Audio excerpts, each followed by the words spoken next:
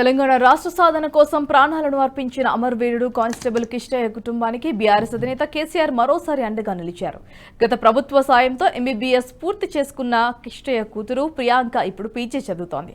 Medical కళాశాలలో కట్టాల్సిన fee కోసం కావాల్సిన 24 లక్షల రూపాయల చెక్కును నందినగర్లోని తన నివాసంలో కిష్టయ్య కుటుంబానికి అందించారు కేసీఆర్.